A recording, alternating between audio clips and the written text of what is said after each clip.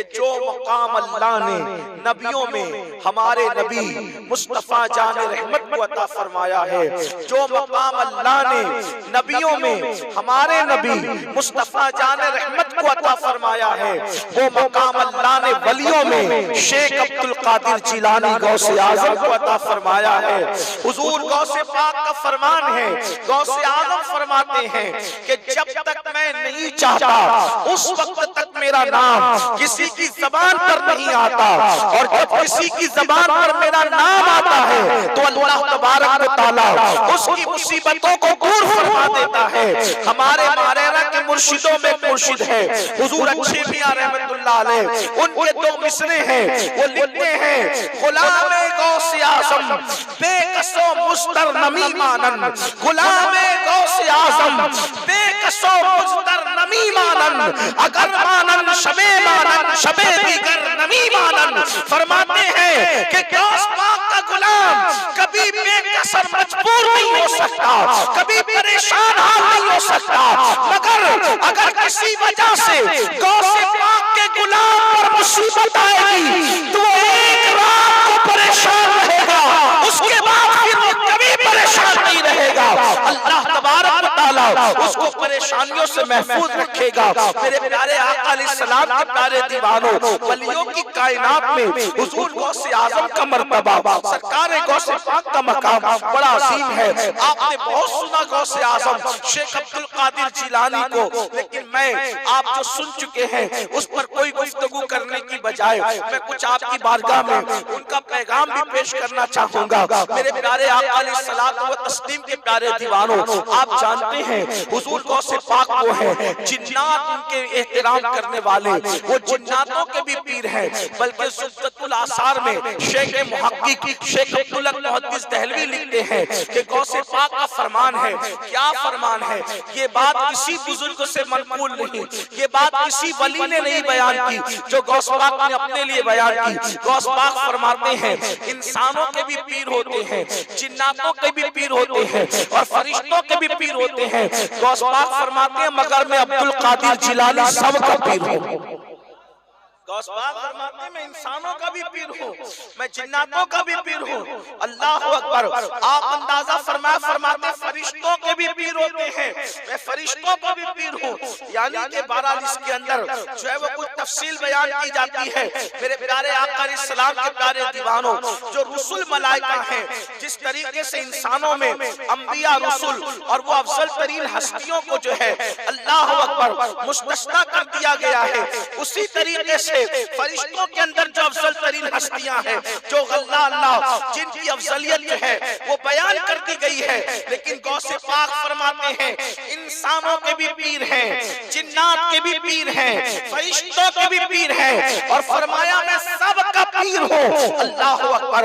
हुजूर गौसे आजम शेख अब्दुल कादिर जिलानी का मर्तबा क्या है, इरशाद फरमाते हैं अगर मुझसे मोहब्बत करने वाला मेरा मुरीद मशरिक में रहे और मैं मगरिब में रहूं, अल्लाह अकबर, और उसका सतर खुल जाए तो मैं उसकी सतर पोशी करता हूँ, अगर वो गिरे तो उसको गिरते हुए मैं थाम लिया करता हूँ। फरमाते हैं गौसे आजम शेख अब्दुल कादिर जिलानी फरमाते हैं मेरे मुरीद पर मेरा साया ऐसे है जैसे आसमान का साया जमीन पर है। अल्लाह अकबर। सरकार गौसे आजम शेख अब्दुल कादिर जिलानी रज़ी अल्लाह तबारक व तआला अन्हु औलिया की कायनात में वो वली हैं कि उनकी आमद से पहले उनके मुर्शिदों ने उनके नाम पर गर्दन झुकाई है। सैयदुत ताइफा ताउसुल उलमा हजरत सैयदना जुनैद बगदादी रज़ी अल्लाह तबारक व तआला अन्हु एक मर्तबा जुमा का खुतबा दे रहे हैं, और जुमा का खुतबा देते हुए आप इरशाद फरमाते हैं मेरी गर्दन पर भी आपका कदम। इतना सुनना था जब आप खुतबे से फारिग हुए, नमाज मुकम्मल हुई, तो किसी ने अर्ज किया ऐ सैयदुत ताइफा, ऐ सरकार जुनैद बगदादी, आपने खुतबा देते हुए बीच में एक बेजोड़ जुमला फरमाया। आपने कहा कि मेरी गर्दन पर भी आपका कदम, आखिर ये क्या बात है? तो हज़रत जुनैद बगदादी फरमाती हैं कि जब मैं खुतबा दे रहा था तो मुझे बताया गया इल्हाम के तौर पर मुझे बताया गया कि इसी बगदाद की सरजमीन पर जामा मस्जिद के मिंबर पर बैठकर एक जवान होगा हस्नी सैयद, उसका नाम अब्दुल कादिर जिलानी होगा। वो कहेगा मेरा ये कदम हर वली की गर्दन पर है, तो सारे वली उसके लिए अपनी गर्दन झुका देंगे। तो सैयद ताइफा फरमाते हैं वो जब कहेगा तब कहेगा मैंने अभी से उसके लिए अपनी गर्दन को झुका दिया। सुभान अल्लाह, सुभान अल्लाह।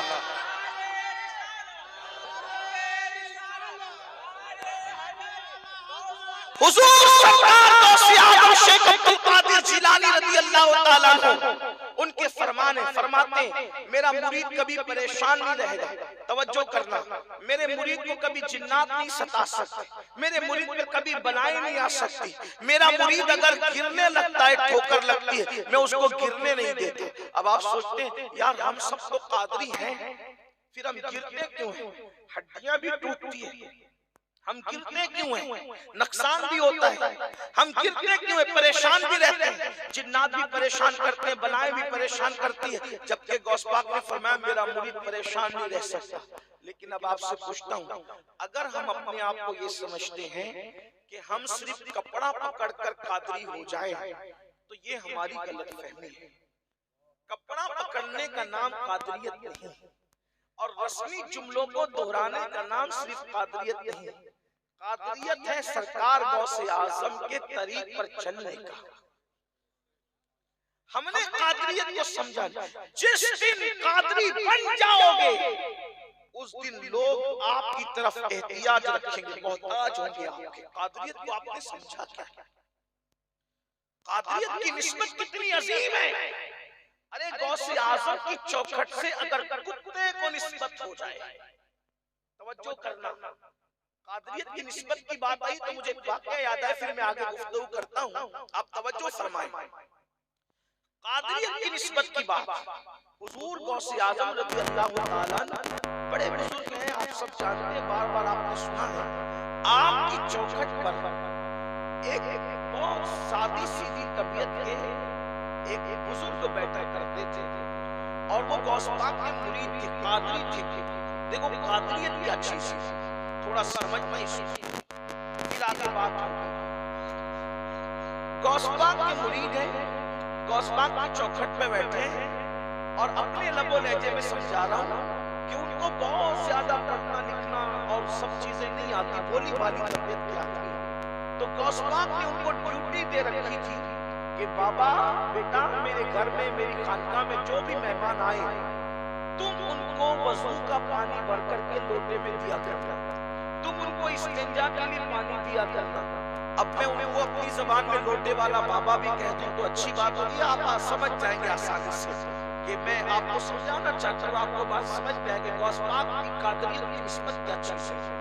तो वो लोटे वाले बाबा, हालांकि मैं उनकी तौहीन नहीं करता, तो मेरे सर पे ताज, उनकी जूतियां मेरे सर पे ताज, गौस पाक के मुरीद से बढ़ करके क्या है। हम तो उस दौर के सगे बेहुनर हैं, बल्कि उस चौखट के सग से निस्बत रखने पर हम अपने आप को फख्र में कहते हैं।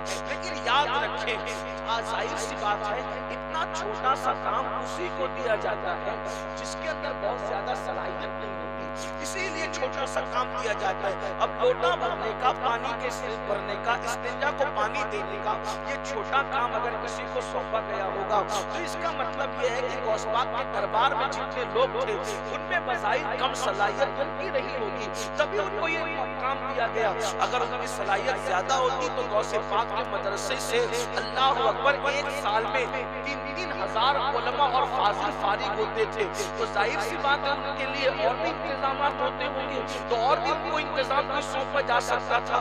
लेकिन उनकी अपनी सलाहियत के मुताबिक उनको लोटे में पानी रखने की ड्यूटी दी गई। अब वो 1 दिन 2 दिन नहीं, 40 साल तक गौस पाक की चौखट पर मेहमानों की खिदमत करते रहे, पानी भर के लोटे में लोगों को देते रहे। एक दिन शैतान ने वसवसा डाला। अब गौस पाक से मिलने कैसे कैसे लोग आते थे, वो जो वलियों के सरदार ठहरे तो अल्लाह अकबर, कुतुब, अब्दाल, उलमा, सुलहा गौस पाक से मिलने आते और वुजू का पानी वो सबको भर के देते। एक दिन शैतान ने वसवसा डाल दिया दिमाग के अंदर, अरे लोटे वाले बाबा 40 साल से पी रही अपनी चौखट पे तुम्हें बिठा रखा है, आखिर इस पीर ने तुम्हें दिया क्या? अब्दुल कादिर जिलानी गौस पाक ने तुम्हें दिया क्या? ये ख्याल आना था। फिर सोचा यार कुछ दिया तो हजरत ने नहीं, एक काम करते हैं, अब हजरत की चौखट से उठ करके कहीं और चलते हैं। तो दो बड़े खूबसूरत लोग उनको नजर आए। उस दिन गौस पाक की खानका में दो बुजुर्ग आए थे और थे बड़े खूबसूरत। हालांकि वो असल बात थी कि अब्दाल थे। अब्दाल अब्दाल ये कौन लोग होते हैं? अब्दाल वो लोग होते हैं, इजाबतुल गौस में अल्लामा सैयद मोहम्मद अमीन इब्न आबिदीन शामी लिखते हैं कि अब्दाल वो होते हैं, हदीस पाक में आता है कि बारिश उनके सदके में बरसती है, वो अब्दाल लोग होते हैं। जमीन से अनाज उनके सदके में पैदा होता है, अब्दाल वो लोग होते हैं। उम्मत से बनाए उनके सदके में दूर होती है, अब्दाल वो लोग होते हैं। हर दौर में वलियों की तादाद कितनी भी हो जाए, हजारों हो जाए, लेकिन अब्दाल बिल्कुल लिमिटेड शीट होती है, यानी सिर्फ वो 40 होते हैं हर दौर में, न 40 से कम होते हैं न 40 से ज्यादा होते हैं। इससे उनकी असमत का पता चलता है। अल्लाह अकबर। हजरत खिज़्र का कौल है कि मेरी नजर से कोई वली ओझल नहीं होता सिवाय अब्दाल के, यानी अब्दाल मेरी नजर से ओझल हो सकता है। इससे अब्दाल की अजमत पता चलती है। और एक बात और भी बताऊं, बहुत सी रिवायतें ऐसी हैं जिससे पता चलता है कि हजरत खिज़्र भी अब्दालों से दुआ लेते हैं। ये अब्दाल का मकाम है। अब सुनो, अल्लाह अकबर। दो अब्दाल गौस पाक से मिलने आए थे, बड़े खूबसूरत। लौटने वाले बाबा ने उनका दामन पकड़ के कहा, ए हजरत लोग, मुझे भी आप लोगों के साथ चलना है। उन्होंने कहा ठीक है चलिए। अब चले तो गौस पाक के यहाँ बहुत नाजो नेमत से पल रहे थे, लेकिन जब उनके साथ गए तो अब्दाल कैसे अब्दाल बनता है? अल्लाह के रसूल अलैहिस्सलाम की हदीस से पाक है, अब्दाल लोग बहुत ज्यादा इबादत से वली नहीं बनते। अब्दालियत का मकाम बहुत ज्यादा इबादत से नहीं मिलता, बल्कि कैसे मिलता है? वो भूखे ज्यादा रहते हैं, वो जागते ज्यादा रहते हैं। इसी तरीके से वो अपने दिल को हर इंसान के लिए साफ सुथरा रखते हैं। ये तीन सिफात उनको मकाम अब्दालियत में पहुंचाती है।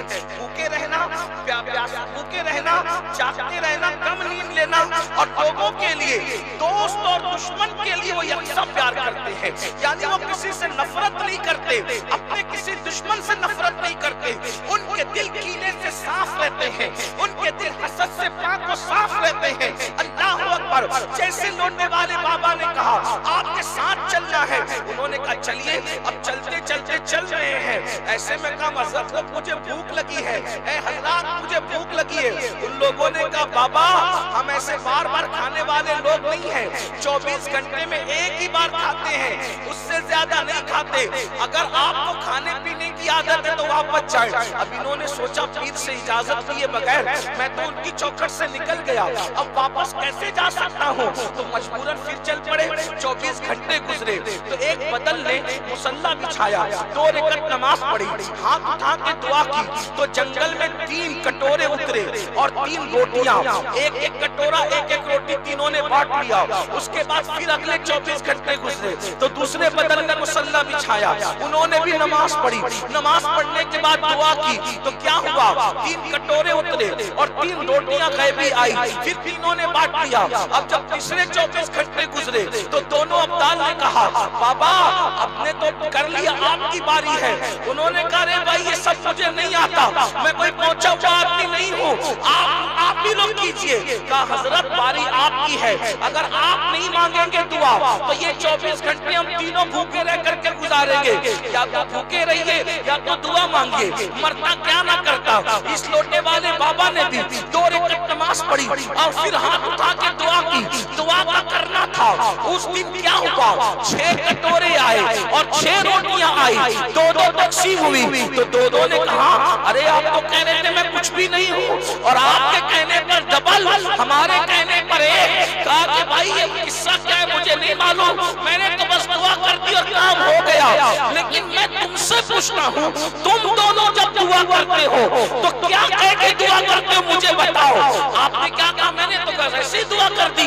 आप लोग क्या कहते हो? तो वो दोनों अब्दाल ने बताया बाबा हम लोग झूठ बोलने वाले नहीं, सच्ची बात ये है कि जब हमें भूख लगती है तो 2 रकात नफिल पढ़ते हैं और नफिल पढ़ने के बाद हाथ उठा के कहते हैं ए अल्लाह शेख अब्दुल कादिर जिलानी की खानकाह में वो जो चौखट पे बैठकर लोगों को पानी भर भर के लोटे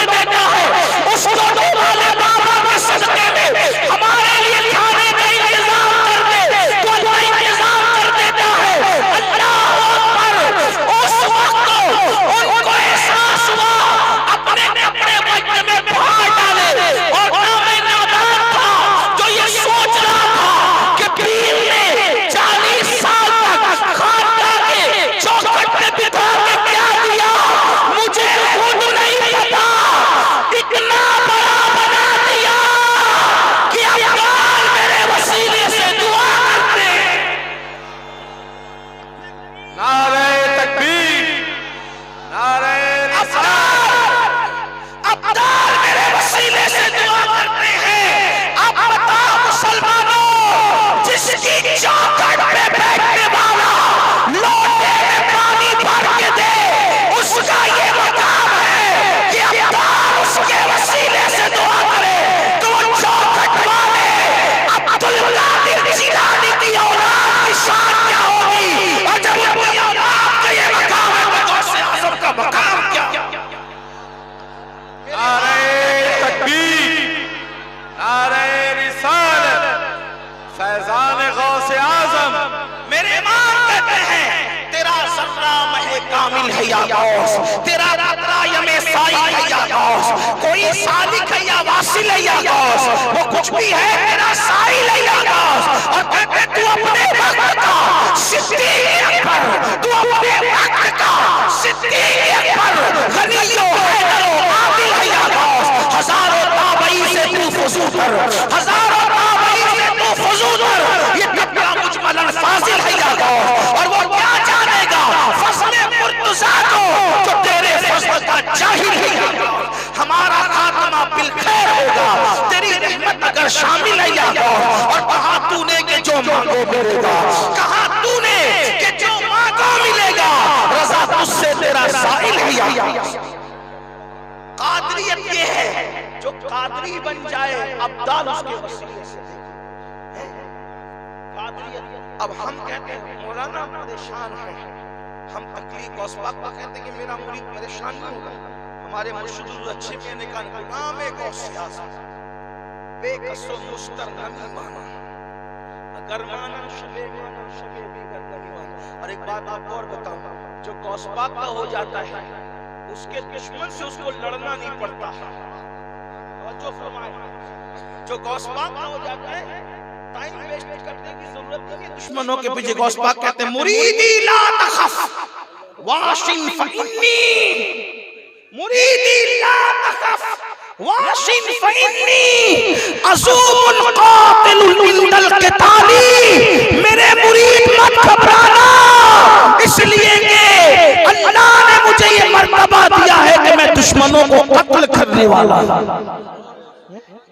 गौसपाक के मुरीद से जो दुश्मन टकराता है वो भी तबाह व बर्बाद हो जाता है।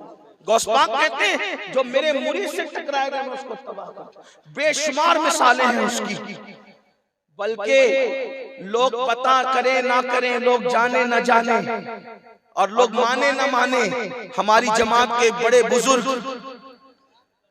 हजरत अल्लामा मुफ्ती फैज अहमद उवैसी अलैहिर्रहमा ने अपनी किताब में ये वाकया दर्ज किया और अल्लामा अरशदुल कादिर ने भी इस वाकये को लिखा।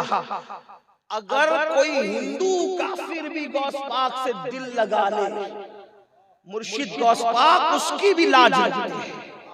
तवज्जो आपकी है, मैं बात अभी आगे करना चाहता हूं अगर आपकी तवज्जो है तो।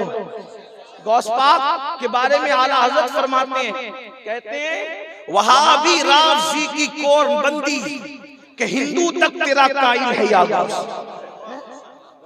वहाबी और राफ़ज़ी नहीं मानते, बाकी हिंदू भी मान रहा है गौसपाक कि हिंदू तक तेरा कायल है या गौस।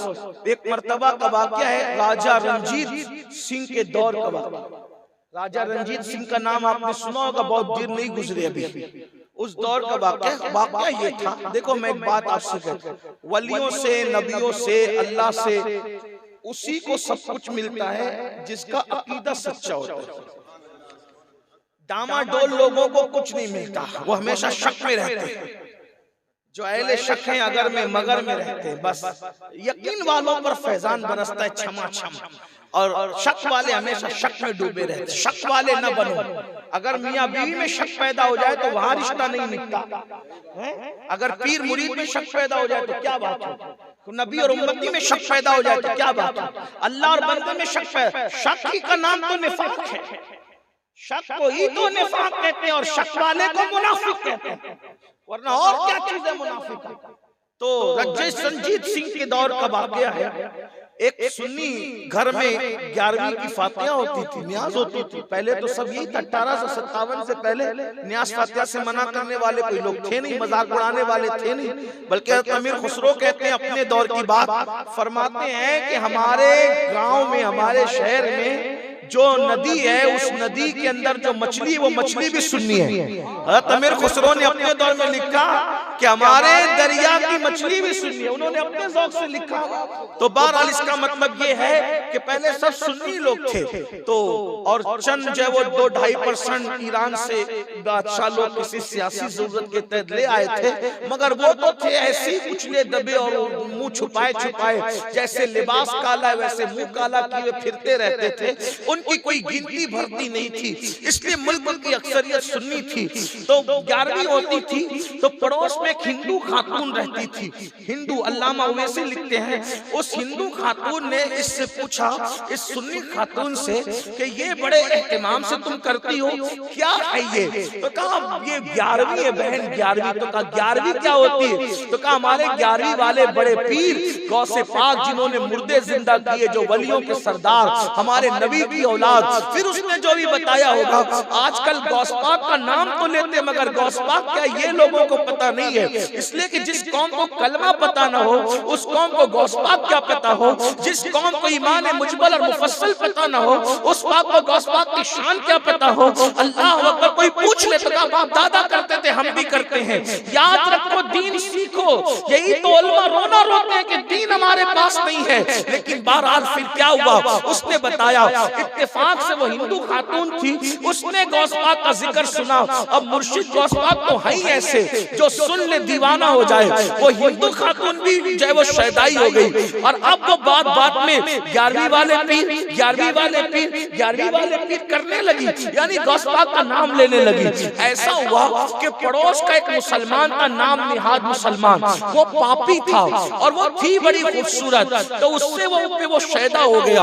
और इस बात का इंतजार करने लगा कि जब मौका पाऊंगा इस पर मैं अपना हाथ डाल दूंगा। इत्तेफाक से वो अपने शौहर के साथ जो है वो अपने मैके जा रही थी। तो ये चूंकि मालदार था, बाइज्जत कहलाता था समाज में, दौलत भी थी, माल भी था। अल्लाह अकबर। जब ये उनके पीछे चला गया, ये मियां बीवी जंगल में पहुंचे, तो ये पीछे से घोड़ा दौड़ाते हुए आया और आने के बाद कहा कि चलो मैं तुम्हारी कुछ मदद कर सकता हूँ, तो मदद कर दूं। अल्लाह अकबर। तो कहा नहीं नहीं, चूंकि वो हिंदू थे, लेकिन अल्लाह अकबर उस दौर के लोग मुसलमान न हो फिर भी गैरत तो लोगों के अंदर होती है किसी न किसी एतबार से, तहजीब तमद्दुन के एतबार से। कहा भाई तुम अजनबी हो, तुम अजनबी हो, हम तुम्हारे साथ नहीं जाएंगे। बहरहाल उसने जोर दिया और बहुत कुछ कहा, लेकिन कोई दांव न चला। तो उसने तलवार निकाली और तलवार निकाल करके उसके शौहर की गर्दन काट दी। उस हिंदू औरत की शौहर की गर्दन काट दी और गर्दन काटने के बाद उसको अपनी सवारी पर बिठाया और जबरदस्ती लेकर के चला। तो जब वो सवारी दौड़ा रहा था तो वो हिंदू औरत पलट कर देख रही थी, पलट कर। तो इसने, मगरूर ने, इस बेदीन ने कहा किसको देख रही है पलट कर, अब तो तेरा पति भी मर गया है, कौन तुझे बचाएगा।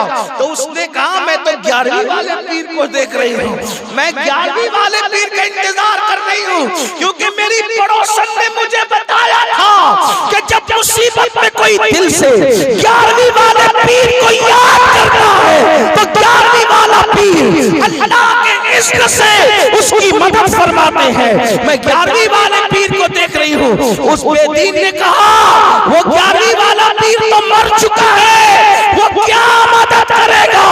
बस इतना वक्त आना ही था कि थोड़ी देर में क्या देखा कि दो नकाबपोश है, दो नकाबपोश, और वो नकाबपोश आए हैं और एक के हाथ में तलवार है, तलवार, और तलवार से उसने अल्लाहु अकबर उस बददीन की गर्दन उड़ा दी। और गर्दन उड़ाने के बाद फिर अल्लाहु अकबर, फिर उसको कहा वो खातून को कि चलो, और जहां पर उसका शौहर मुर्दा पड़ा था वहां लाए, और लाने के बाद गर्दन को चाहे वो जिस्म के साथ जोड़ा और तुम बिस्मिल्लाह कहा, वो उठ करके खड़ा हो गया। अल्लाहु अकबर। फिर एक शख्स चले गए और जो दूसरे थे उससे पूछा उस खातून ने, ये तुम लोग कौन हो। तो उन्होंने नकाब पलटा तो करे ये तो हमारे इलाके की वो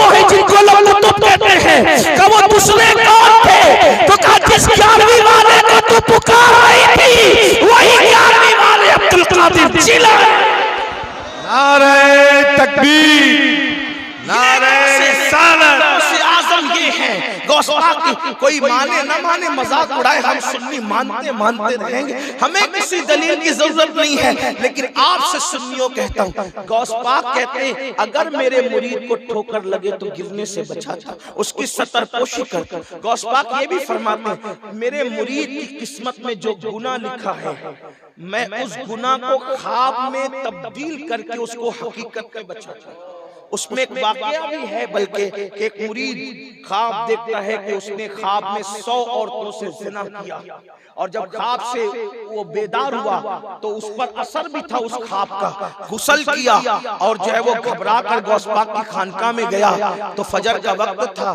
पूछा गौस पाक को, दिल में सोचा कैसे बयान करूंगा कि मैंने ऐसा किया ख्वाब में। तो गौस पाक ने खुद ही फरमाया, बेटा जो मेरा मुरीद होता है, अगर गुनाह कबीरा उसकी तकदीर में लिखा है तो मैं उसको ख्वाब में दिखाकर हकीकत में उसको बचा लेता हूँ। अब इन सारी तालीमात को सामने रखकर, फरमान को सामने रखकर अब हम सोचें, गौस पाक तो ये कह रहे हैं कि मेरा मुरीद कबीरा गुनाह नहीं करेगा, उसकी किस्मत में अगर लिखा है और वो मेरा मुरीद है तो मैं उसको ख्वाब में दिखा दूंगा और हकीकत में बचा लूंगा। जो मेरा मुरीद होगा मैं उसको गिरने से बचा लूंगा, जो मेरा मुरीद होगा वो परेशान नहीं होगा। फिर हम परेशान क्यों?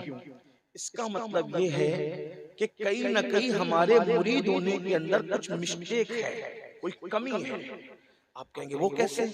अब आइए थोड़ा उस कमी की तरफ आकर बात मुकम्मल करते। नंबर 1, गौसे पाक फरमाते हैं कि अगर बेनमाजी मरे तो उसको मुसलमान के कब्रिस्तान में दफन मत करो। किसका फरमान है? गौस पाक। अब यहाँ सोचो कि जो गौसे पाक बेनमाजी को मुसलमानों के कब्रिस्तान में कबूल करना पसंद नहीं करते, तो जो बेनमाजी को मरने के बाद मुसलमानों के कब्रिस्तान में पसंद न करे, वो गौसे पाक बेनमाजी को अपने सिलसिले में कैसे पसंद करेंगे? आप कपड़ा पकड़कर किसी से मंसूब तो हो गए, वो जाने आप जाने। मैं किसी को टारगेट नहीं कर रहा हूं, वल्लाह किसी भी सुन्नी से अकीदा को टारगेट करके तकरीर करने को मैं गीबत और हराम समझता हूं। मैं टारगेट नहीं, जनरल बात कर रहा हूं। बिल्कुल, अगर आपने किसी के हाथ में हाथ कपड़ा पकड़ करके दिया, वो जाने आप जाने, लेकिन आप नमाजी नहीं है तो गौस पाक के सिलसिले की बरकत आपको नसीब नहीं होना है। इतना याद रखिए। क्यों? क्यों? इसलिए कि वो गौसे पाक अपने नाना की मर्जी के पाबंद है, और अल्लाह के रसूल अलैहिस्सलाम बेनमाजियों से इतनी नफरत फरमाई मेरे आका अलैहिस्सलाम ने कि अपने सहाबा से कहा कि बेनमाजी के साथ भी मत बैठा करो। हज़रत अबू हुरैरा से कहा, ए अबू हुरैरा बेनमाजियों के साथ नहीं बैठना, क्योंकि बेनमाजी पर आसमान से लानत बरसती है। जो बेनमाजी के करीब बैठे, डर है कि उस पर भी अल्लाह की लानत बरसे। हज़रत काब अहबार फरमाते हैं कि मैं साबिक आसमानी किताबों में पढ़ा है, अल्लाह अकबर, अल्लाह फरमाता है कि मैं बेनमाजी पे लानत करता हूँ, और जो बेनमाजी के पड़ोस में जिसका घर है, अगर वो बेनमाजी के बेनमाजीपन से राजी है तो मैं उसके पड़ोसी पे भी लानत करता हूँ। और फरमाया अगर मुझे अपनी रहमत का ख्याल न होता तो मैं बेनमाजी की 7 पुश्तों पे लानत करता। अल्लाह अकबर। आप अंदाजा फरमाए, रसूलुल्लाह फरमा रहे हैं जिसने नमाज छोड़ दी मैं मोहम्मद उससे बेजार हूँ। आका फरमाते हैं बेनमाजी का दीन में कोई हिस्सा नहीं है। आका फरमाते हैं उसमें लानत अल्लाह की, लानत नबियों की, लानत फरिश्तों की। अब मुसलमानों बताओ, जिसने इतनी लानत हो वो बेनमाजी, जिसने मस्जिदों को वीरान कर दिया वो बेनमाजी, जिसने रसूलुल्लाह की आंखों को ठंडक न पहुंचाई वो बेनमाजी, वो कादरी कैसे हो सकता है? उसकी कादरियत कैसी है? अल्लाह अकबर। मैं ये नहीं कहता कि वो कादरी नहीं है, लेकिन ये जरूर कहता हूँ सरकार गौसे पाक ने कादरी होने के लिए जो कंडीशन रखी है उसमें नमाज पहले नंबर पर ईमान के बाद। अब आप मुझे बताओ हमारी नमाज कहाँ है? अल्लाह अकबर। मेरे प्यारे आका सल्लल्लाहु अलैहि वसल्लम के प्यारे दीवानों, सुन लो और अच्छी तरह सुन लो। अल्लाह अकबर। तुर्बतुन नासिहीन के अंदर अल्लामा उस्मान इब्ने हसन अपनी शोरे आफाक किताब में लिखते हैं, जरा दिल के कानों से सुनना और अच्छी तरह सुनना मेरे आका अलैहिस्सलाम के प्यारे दीवानों। आप बहुत अच्छे से वैसे सुन भी रहे हैं माशाअल्लाह, लेकिन आप गौर से सुनना मेरे भाई, अपने हाल पे रहम करो। बहुत भोले हो, बहुत सीधे हो, अल्लाह अकबर। आप सब करने को तैयार है, नमाज पढ़ने को क्यों तैयार नहीं है? नमाज का वक्त आता है तो कहते हैं मौलाना पाक नहीं है। आप जानते हो जो पाक नहीं रहे, डर है मरेगा तो काफिर होके मरेगा। आप हदीसें उठा करके देखें, अल्लाह अकबर। खड़े खड़े इस्तिंजा कर लेते हो मेरे भाई, और उसके बाद नापाक घूमते रहते हो। हालांकि इस्तिंजा खड़े होकर करने के बाद उस पर गुस्ल का फर्ज का हुक्म तो नहीं दिया जाता, लेकिन उर्फ में अपनी आपकी जबान में कह रहा हूँ, बगैर इस्तिंजा के घूमते रहते हो। अल्लाह अकबर। मुसलमान कैसे नापाक रह सकता है? याद रखो, जिस मजहब में सफाई आधा ईमान हो, ये अपने मजहब का हाल है मेरे भाई।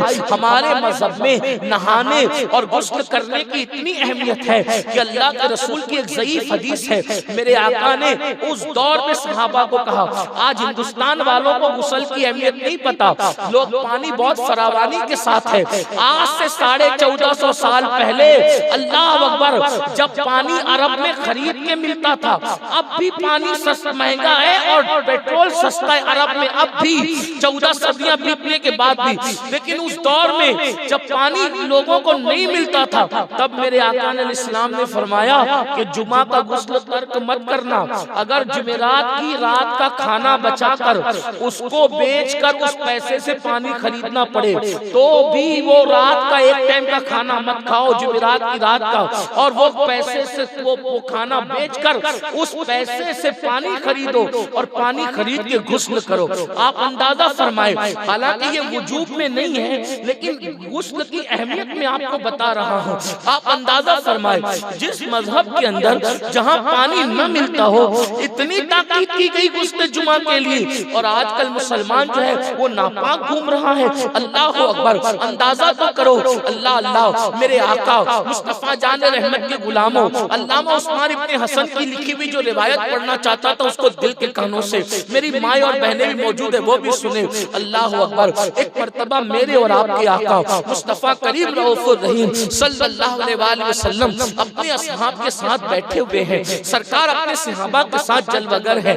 ऐसे में एक जवान रोते हुए आता है, मेरे आका उस जवान की आंखों में आंसू देखते हैं, और आंसू देखने के बाद मेरे सरकार उस जवान से कहते हैं, ऐ जवान क्यों रो रहा है, तेरे रोने की वजह क्या है? वो जवान कहता है, या रसूल अल्लाह सल्लल्लाहु अलैहि वसल्लम, मेरे अब्बा का इंतकाल हो गया, और मेरे अब्बा का इंतकाल हुआ चूंकि मैं देहात में रहता हूँ, मेरे अब्बू भी देहात में रहते थे, तो या रसूल अल्लाह न कोई उनको गुस्ल देने वाला मिल रहा है, न कोई उनको कफन पहनाने वाला मिल रहा है, इस वजह से मैं रो रहा हूँ। तो मेरे करीम आका ने उस पर करम करते हुए इरशाद फरमाया, ऐ अबू बकर उमर, तुम दोनों जाओ और जाकर उसके अब्बा को गुस्ल भी दो, उसके अब्बा को कफन भी पहनाओ। अल्लाह अकबर। अब मेरे आका के दोनों जानिसार, दोनों सहाबा चले, और जाने के बाद जब उस शख्स को गुस्ल देने के लिए जैसे उसके बदन से चादर हटाई तो क्या देखा कि उसका पूरा जिस्म इंसान की तरह है। उस्मान इब्ने हसन लिखते हैं, और उसका चेहरा काले सूअर की तरह है, काले खिंजीर की तरह है। अल्लाह अकबर। जरा दिल के कानों से सुनना मेरे भाइयों, अपने आप पे रहम करो, दीन को खेल तमाशा न समझो, दीन को अल्लाह अकबर खेल कूद की चीज न समझो। हमारा दीन, हमारा मजहब कहानी किस्सा नहीं, हमारा मजहब हकीकत है, और जो कुरान हदीस की बातें ये उलमा बताते हैं, ये अपने नबी का फरमान है, अपने आका का फरमान है। इसको एक कान से सुनकर दूसरे कान से मत निकालिए मेरे भाई, वरना बहुत नुकसान उठाओगे। अल्लाह अकबर। मेरे और आपके आका मुस्तफा करीम रऊफुर रहीम सल्लल्लाहु अलैहि वसल्लम के दोनों सहाबा शेखैन करीमैन सिद्दीक अकबर फारूक आजम उस शख्स को गुस्ल देने के लिए पहुंचे। जैसे उससे कपड़ा हटाया तो देखा कि उसका मुंह काले सूअर की तरह है, काले खिंजीर की तरह है। फौरन उसके चेहरे पे कपड़ा ढांक दिया, दोनों रोने लगे, इसलिए कि उन लोगों के दिल में अल्लाह का खौफ था, खुदा की खशियत थी। अल्लाह अकबर। एक जवान को दौड़ाया, जाओ और जाकर ये सूरत हाल अल्लाह के रसूल की बारगाह में पेश करो और अर्ज करना, या रसूल अल्लाह अब उसका चेहरा तो काले सूअर की तरह है, काले खिंजीर की तरह है, हम उसको कैसे गुस्ल दें, उसको कैसे कफन पहनाएं? आका का हुक्म क्या है? मेरे आका ने सुना, अल्लाह अकबर। कहते हैं कि जिसके पास जितना इल्म होता है उसके पास उतना ज्यादा अल्लाह का खौफ भी होता है। और अल्लाह की कायनात में रसूलुल्लाह से बड़ा इल्म वाला कोई हुआ है न कभी हो सकता है। इसीलिए अल्लाह से सबसे ज्यादा डरने वाली अल्लाह की मखलूक में अगर कोई हस्ती है तो वो मेरे और तुम्हारे नबी मुस्तफा जाने रहमत की जात है। आका करीम सल्लल्लाहु अलैहि वसल्लम ने जैसे ही सुना कि किसी का मुंह काले सूअर की तरह हो गया है, काले खिंजीर की तरह हो गया है, हुजूर अलैहिस्सलाम अल्लाह अकबर लरस गए और मेरे आका खुद वहां तशरीफ लाए। जिस देहात में वो मैयत पड़ी थी आका खुद आए और आका अलैहिस्सलाम ने जब उसका चेहरा सूअर की तरह और खिंजीर की तरह देखा, मेरे आका ने हाथ उठाए, हाथ उठा के दुआ की, ए अल्लाह इसका चेहरा पहले जैसा कर दे। आका का दुआ करना था, उसका चेहरा फिर ठीक ठाक हो गया। फिर सहाबा ने उसको गुस्ल दिया, गुस्ल देने के बाद कफन पहनाया, कफन पहनाने के बाद उसकी नमाज़े जनाजा पढ़ी गई। अल्लाह अकबर। जब नमाज़े जनाजा हो गई तो धीरे से किसी ने कहा, अरे इसका चेहरा पहले तो सूअर की तरह हो गया था, अब नमाज़े जनाजा के बाद और दफन करने से पहले जरा देख तो लो कि उसका चेहरा पहले जैसा ही है या अभी भी सूअर की तरह हो गया। कहने वाले ने कहा, तो जब उसके मुंह से कफन हटाया गया तो उसका चेहरा फिर से काले सूअर की तरह हो चुका था।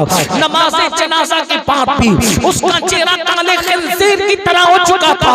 सहाबा रो पड़े, मेरे आका से अर्ज किया, या रसूल अल्लाह सल्लल्लाहु अलैहि वसल्लम, हमारे माँ बाप आप पे कुर्बान, या रसूल अल्लाह इसका चेहरा बार बार काले सूअर की तरह क्यों हो जाता है, काले खिंजीर की तरह क्यों हो जाता है? तो मेरे आका अलैहिस्सलाम ने कुछ कहने की बजाय उसके बेटे को बुलाया और बुलाने के बाद फरमाया, ऐ नौजवान, मेरा अल्लाह किसी पे जुल्म नहीं करता, ये बता कि तेरे बाप का चेहरा बार बार सूअर की तरह क्यों हो जाता है, काले खिंजीर की तरह क्यों हो जाता है? अल्लाह अकबर। उस जवान ने रोते हुए कहा, या रसूल अल्लाह, मेरा बाप जब नमाज का वक्त आता था तो मेरा बाप सो जाता था, यानी मेरा बाप नमाज नहीं पढ़ता था। उसके बेटे ने गवाही दी, मेरा बाप नमाज नहीं पढ़ता था। उस वक्त तारीखी मौके पर मेरे आका ने इरशाद फरमाया, लोगों जो नमाज में सुस्ती करेंगे और नमाज में गफलत करेंगे, जब कयामत के दिन वो उठेंगे तो उनका मुंह, उनका चेहरा काले सूअर की तरह होगा, काले खिंजीर की तरह होगा। अब आपसे पूछना चाहता हूँ, हमारे सच्चे नबी ने फरमाया कि बेनमाजी कयामत के दिन काले सूअर की शक्ल में उठेंगे, काले खिंजीर की शक्ल में उठेंगे। ऐ मेरी कौम के जवानों, क्या अल्लाह से डर नहीं लगता? अल्लाह अकबर। अगर चेहरे पे फुंसी निकल आए तो वलीमा में जाना छोड़ देते हो, शादियों में जाना छोड़ देते हो। अल्लाह अकबर। चेहरे पे फुंसी निकल आए, अल्लाह अकबर, तो इंसान वहां पे रुमाल रख करके घूमता है। और अल्लाह ना करे अगर किसी के चेहरे पे हवा लग जाए तो वो कितना शर्मा शर्मा के घूमता है।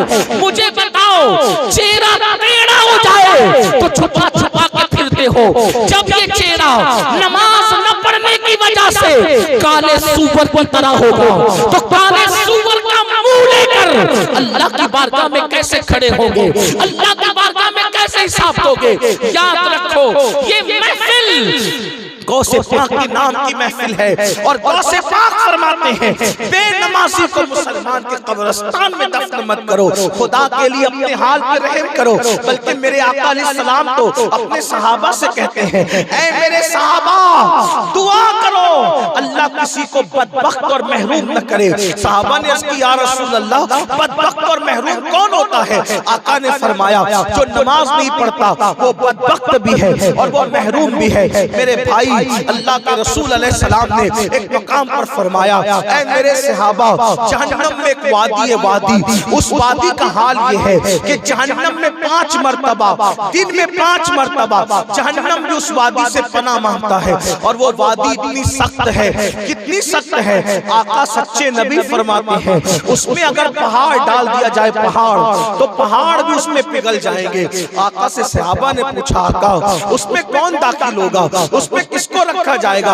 आका फरमाते दो लोगों को रखा जाएगा। किसको? एक तो हराम लुक़मा खाने वाले को और दूसरा नमाज छोड़ने वाले को। आपसे पूछता हूँ, अल्लाह अकबर, कितने कितने दिन हो जाते हैं नमाज नहीं पढ़ते, फजर नहीं पढ़ी, ज़ोहर नहीं पढ़ी, असर नहीं पढ़ी, मगरिब नहीं पढ़ी, इशा नहीं पढ़ी, जुमा की 2 रकात पढ़ के मस्जिद से ऐसे भागते हो जैसे स्कूल से छुट्टी होने पर स्कूल के बच्चे भागते हैं स्कूल से। अल्लाह अकबर, बताओ मेरे भाई, जिस जहन्नम की आग में पहाड़ पिघलेंगे, जिस जहन्नम की आग में पहाड़ पिघलेंगे, ये हमारा कमजोर सा जिस्म उस अज़ाब को कैसे बर्दाश्त कर सकेगा? उस अज़ाब को कैसे उठा सकेगा? मेरे भाइयों, मैं अपनी बहनों से भी कहता हूँ, मेरी माएं और बहनें घंटों बर्तन धो सकती है, घंटों कपड़े धो सकती है, आधा आधा दिन किचन में गुजार करके खाना बनाती है। ऐ मेरी बहनों, तुमने सबकी खिदमत की, लेकिन अल्लाह के लिए कौन सा टाइम निकाला? शौहर के लिए इतना वक्त निकाला, सास ससुर के लिए इतना वक्त निकाला, बच्चों के लिए इतना वक्त निकाला?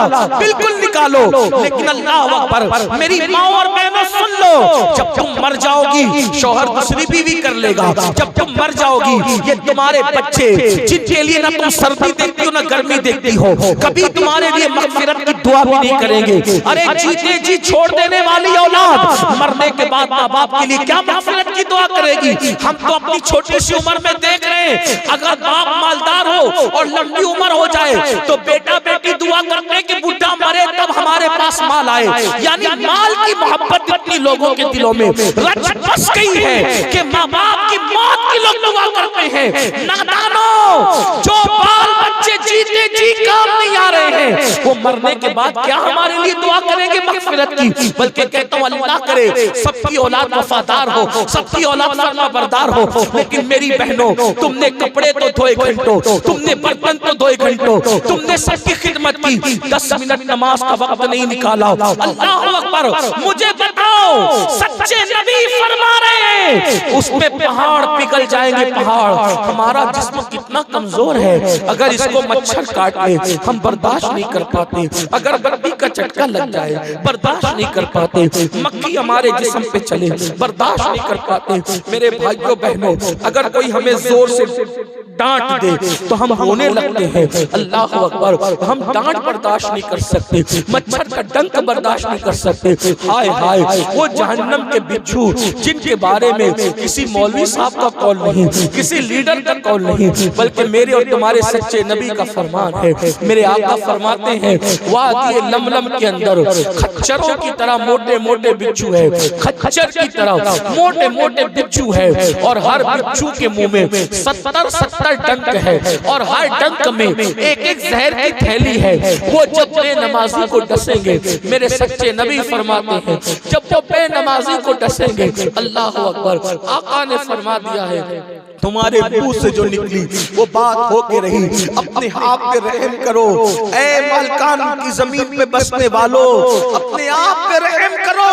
अल्लाह के रसूल फरमाते हैं, बिच्छू है कि कैसे खच्चर की तरह मोटे मोटे, एक बिच्छू के मुंह में 70 डंक है, हर डंक में जहर की थैली है। जब वो बेनमाजी को डसेंगे तो 1000 साल तक के बेनमाजी के जिस्म में उनका जहर घूमता रहेगा, पूरा गोश्त झड़ जाएगा, हड्डियां टूट जाएगी। मुझे बताओ, जो कौम खेत के बिच्छू के डंक को बर्दाश्त करने की ताकत नहीं रखती, वो जहन्नम के बिच्छुओं के डंक को कैसे बर्दाश्त करेगी? क्या जाता है 10 मिनट निकालने से? क्या जाता है 10 मिनट निकालने से? अरे 10 मिनट नमाज के लिए निकालो, बरकतें कितनी।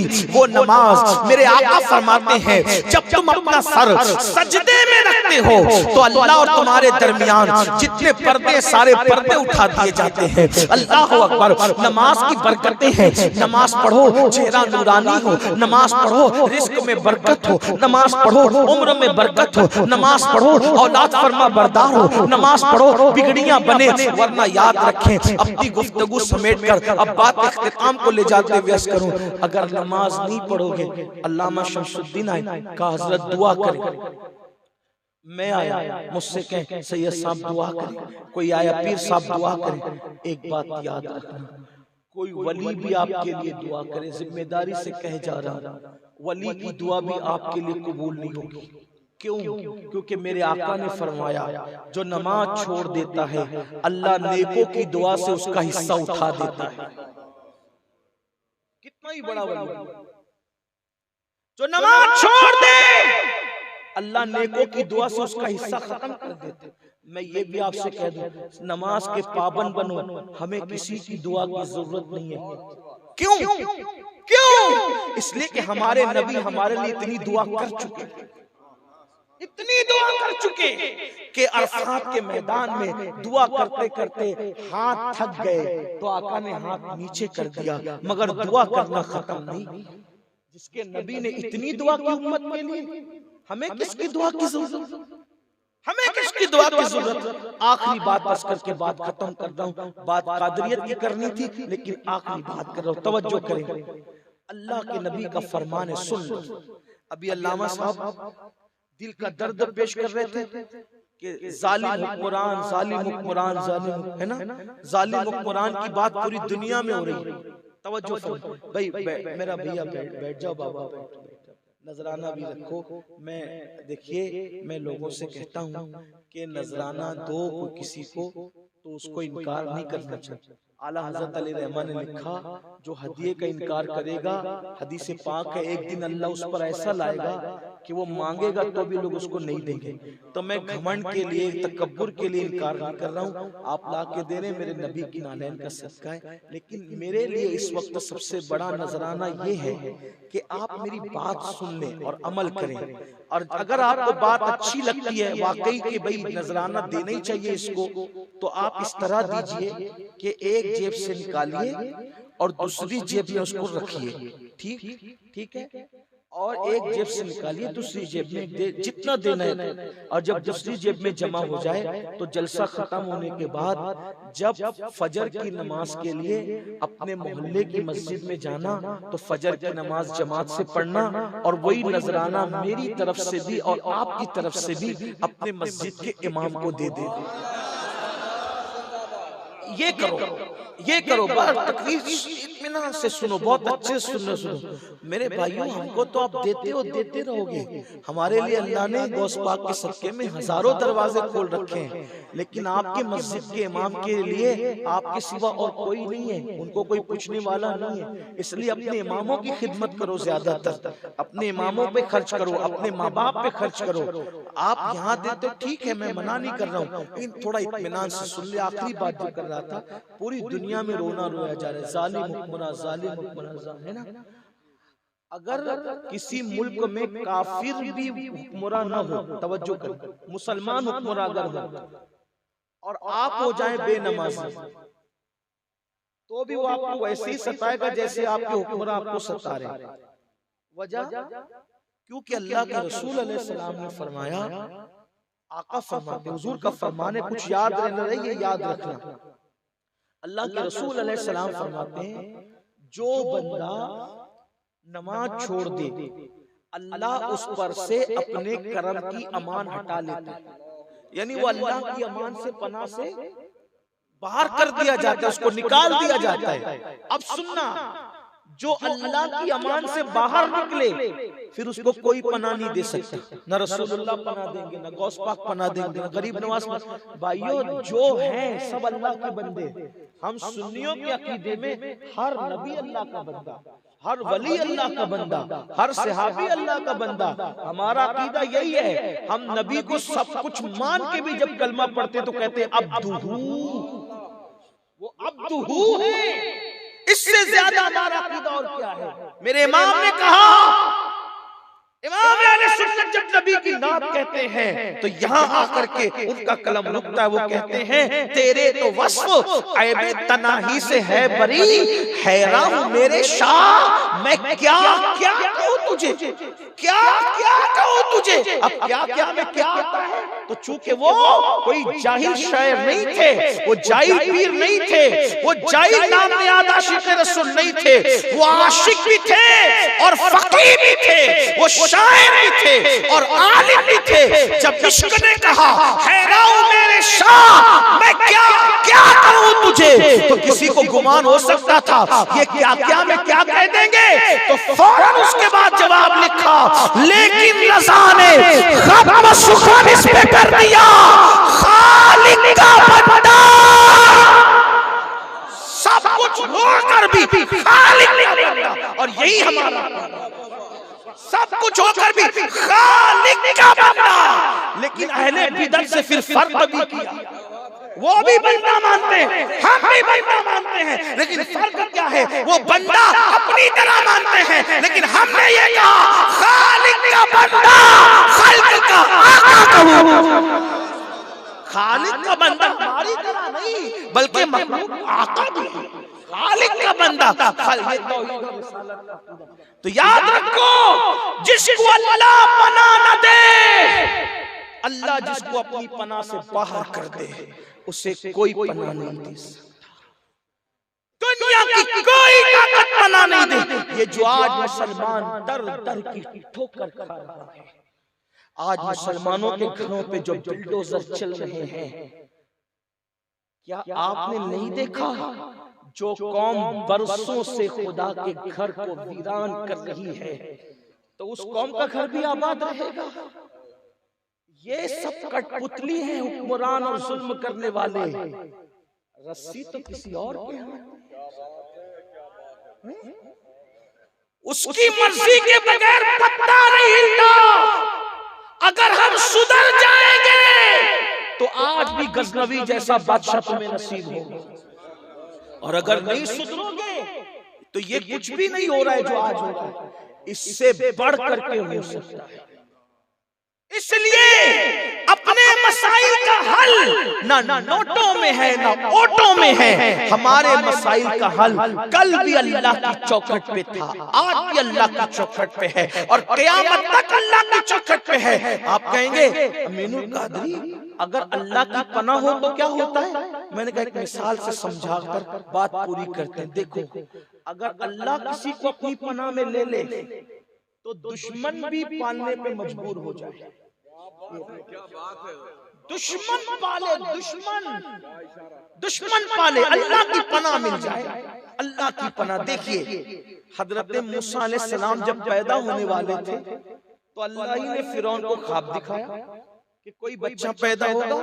भाई अल्लाह को पैदा करना था तो राजदारी ही में पैदा करता, लेकिन ये अल्लाह की शान है, वो अपनी ताकत दिखाता है, बताता है कि सबसे बड़ा ताकत वाला मैं हूं, मैं, और मैं कहना भी उसी की शान है, तकब्बुर भी उसी की शान है, बड़ाई भी उसी की शान है। अल्लाह अकबर। खामोशी से पैदा नहीं किया, उसको ख्वाब दिखाया दुश्मन को कि कोई पैदा होगा तेरा तख्ता पलट देगा, और दुश्मन ने क्या किया? उसने अपने हिसाब से मकर करना शुरू किया। उसने क्या कहा? अभी अल्लामा कह रहे थे हम दो हमारे दो, उसने वही कहा, उसने कहा मेरा तख्ता पलटेगा वो बच्चा, मैं तो उसको पैदा ही होने नहीं दूंगा। वो क्या कह रहा था? मैं पैदा नहीं होने दूंगा जो मेरी हुकूमत के लिए खतरा हो। उसको क्या पता था कि पैदा करना और मारना तेरी मर्जी पर है। ये तो सब अल्लाह की शान है, वही पैदा करता है, वही मौत अता करता है। और अल मुख्तसर ये कि फिरौन की जासूस दाइयां हर घर पे मुतय्यन, खुदा की शान। लेकिन हजरत मूसा की अम्मी के पेट में हजरत मूसा आए, जैसे ही उनकी विलादत हुई, दाई ने चेहरा देखा, वो भी दोस्त बन गई। और दाई ने कहा इतना खूबसूरत बच्चा में कत्ल नहीं करना, बकरी का बच्चा ज़बा किया, फेंक दिया, काम ने फेंक दिया। हजरत मूसा की बहन ने कहा अम्मी, अगर फिरौन को पता चला, पहले तो बच्चा ही मरना था, उसी को ज़बा होना था, लेकिन उसको अगर पता चला तो तुम भी मरोगी, मैं भी मरूंगी, दाई भी मरेगी, पूरा घर जाएगा। तुम्हारे का फिर क्या करना? का बच्चा है ना तुम्हारे पास, इस बच्चे को संदूक में डाल के दरिया में डाल दो। याद रखना, कहीं भी रखी हुई चीज मिल सकती है, लेकिन दरिया में डाली हुई चीज की मिलने की कोई गारंटी है ना? ये कोई बहुत मुश्किल बात तो नहीं कर रहा हूं ना मैं। भाई कोई चीज अगर दरिया में डाल दो, बहते दरिया में, कोई है गारंटी? कहां तक ये दरिया में लाश हो तो नहीं मिलती है, हर चीज आपको मिल सकती है, दरिया में डाली हुई चीज।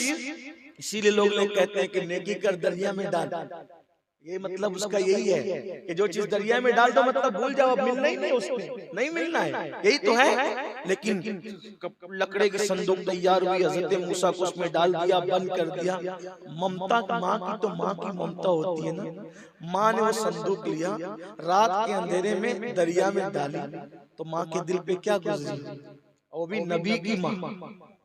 ऐसे ऐरी गहरी गोद में थोड़ी नबी आता है, नबी तो बहुत चुनिंदा गोद में, बहुत बहुत चुनी हुई गोद। अरे जब अब्दुल कादिर जिलानी जैसे वली उम्मुल खैर जैसी माँ की गोद, देखो माँ खैर हो और बाप साले हो तो बेटा वली होता है, माँ खैर हो और बाप साले हो तो बेटा वली होता है, और माँ उम्मुल खैर हो और बाप अबू साले हो तो फिर बेटा वली नहीं, वलियों का सरदार हुआ। जब सैयदुल औलिया की माँ होने के लिए उम्मुल खैर होना जरूरी है, तो जो सैयदुल अंबिया की माँ होगी उस आमिना खातून की शान, उस सैयदा आमिना की शान का आलम क्या होगा। अल्लाह अकबर। नबियों की माएं बड़ी शान हो। तो हजरत मूसा की अम्मी संदूक को दरिया में डाल रही, रो रही, रोते रोते अचानक ख्याल आया अल्लाह का। क्या ख्याल आया? अल्लाह की जात का। फौरन कहे अल्लाह, मैं जानती हूँ मैं मजबूर हूँ, बेबस हूँ, लेकिन तू कुदरत वाला है, और मैं इतना भी जानती हूँ जो चीज तेरी अमान में दे दी जाए वो चीज कभी ज़ाया नहीं होती। संदूक डालते हुए एक जुमला का, मैंने मेरा बच्चा तेरी अमान में दिया, तुझे सुपुर्द किया तेरी अमान में दिया, तुझे सुपुर्द किया तेरी अमान में दिया। अल्लाह की अमान मिल गई किसको?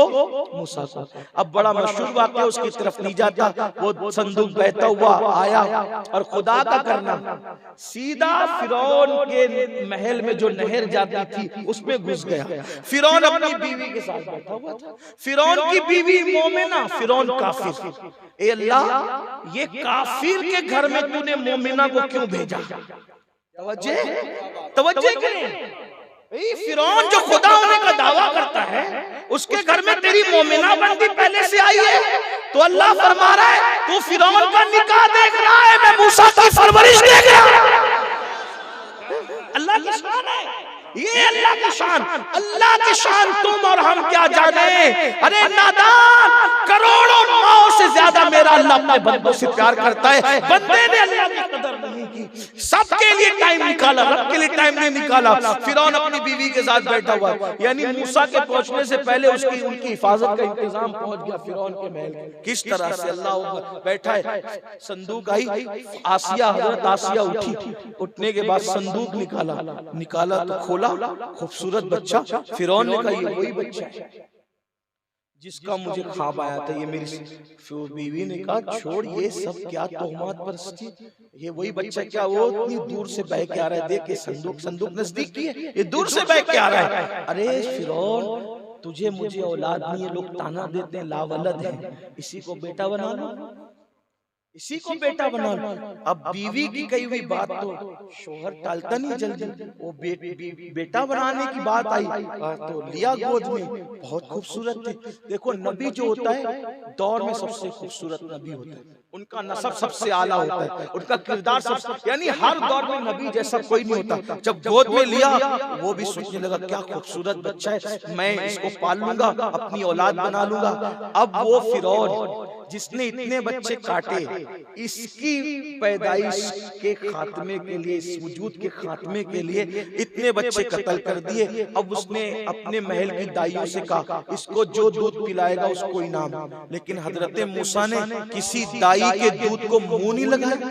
एक दिन के मूसा, अरे बच्चों को तो कुत्ते का दूध भी अगर कोई पिला दे तो भूखे बच्चे कुत्ते का दूध भी पी लेते हैं, गधे का पिला दे गधे का पी लेते हैं, बकरी का पिला दो बकरी का। लेकिन ये नबी है, काफिरा का दूध, काफिरा का दूध, फिरौन के महल की काफिरा का दूध नबी ने नहीं पिया, मुंह हटा लिया। अरे नादान, जब मूसा को इतना शऊर है, जब मूसा को इतना शऊर है कि हजरत मूसा काफिरा का दूध नहीं पीते, तो जाने मूसा मुस्तफा जाने रहमत के शऊर का आलम क्या होगा। जो लोग नबी की माँ पे कुफ्र का फतवा देते हैं उनको नजरसानी करना चाहिए। आप कहेंगे फिर हलीमा का क्यों पिया? मैंने कहा यही फर्क है मूसा में और हमारे नबी ने। मूसा ने काफिरा का नहीं पिया और मेरे नबी ने जिसका पिया उसको काफिर रहने नहीं दिया, उसको ईमान की दौलत यही शान की। हजरत मूसा काफिरा का पीते नहीं और मेरे आका जिसका पी लेते हैं उसको काफिर रहने नहीं। इसीलिए देखो जिसके बतन से जिसके पिस्तान से हुजूर ने दूध पिया है, अल्लाह ने सबको कलमा पढ़ने की तौफीक, हर दाई ने कलमा पढ़ा है। ये मेरे नबी की शान है। बहरहाल बात ये चल रही थी कि किसी का नहीं पिया, फिरौन घबराया, अरे मेरा बच्चा, हालांकि उसका का कोई ताल्लुक ही नहीं था, लेकिन मजाजन जो उसने कहा मेरा बच्चा भूखा रहेगा, तो वहां हजरत मूसा की बहन पहले पहुंच गई। ये सब मामला देख रही थी तो फिरौन से कहा, फिरौन एक ऐसी दाई रहती है हमारे शहर में जो बहुत पाकीज़गी से रहती है, जो पाकीज़ा तबीयत के बच्चे हैं, जो किसी का दूध नहीं पीते, उसका पीते मैंने देखा है। अगर आप कहीं इजाजत दे तो लाऊं उसको, ले आओ। हजरत मूसा की अम्मी के पास दौड़े, अम्मी चलो चलो, भैया तो मिल गए, भैया मिल गए। और जब फिरौन के दरबार में आई और जैसे ही मूसा अलैहिस्सलाम को उनकी अम्मी के हाथ में दिया, अल्लाह ने इल्हाम फरमाया, मूसा की माँ तूने इस बच्चे को मेरी अमान में दिया था ना, इसको तूने मेरी पनाह में दिया था। जो चीज मेरी पनाह में दी जाती है हम उसको जाया नहीं होने देते, हम उसको जाया नहीं होने देते। मूसा अलैहिस्सलाम की अम्मी ने दूध पिलाया, हजरत मूसा अलैहिस्सलाम ने पीना शुरू किया। फिरौन ने सिक्का दिया, कहा कि रोजाना आया करना, मेरे बच्चे को दूध पिलाया करना। अगर वहां पिलाती तो हर वक्त खतरा था, अल्लाह की अमान में दे दिया, दुश्मन पालने पे मजबूर हो गया। मुसलमानों सोचो, मूसा की अम्मी मूसा को अल्लाह की अमान में दे दे तो फिरौन जैसा दुश्मन पालने पे मजबूर हो जाता है। तुम क्यों खौफज़दा हो? नमाज पढ़ो, नबी की आंखों को ठंडक पहुंचाओ और अल्लाह की अमान हासिल कर लो। आपके दुश्मन भी आपको पैसा खर्चा कर करके पालने के लिए मजबूर हो। और यही कादरियत है, गौस पाक का सिलसिला यही है। अल्लाह मुझे आप सबको अमल की तौफीक अता फरमाए। अस्तगफिरुल्लाह रब्बी इन्ना रब्बी लगफूरुर रहीम। अस्सलामु अलैकुम व रहमतुल्लाह।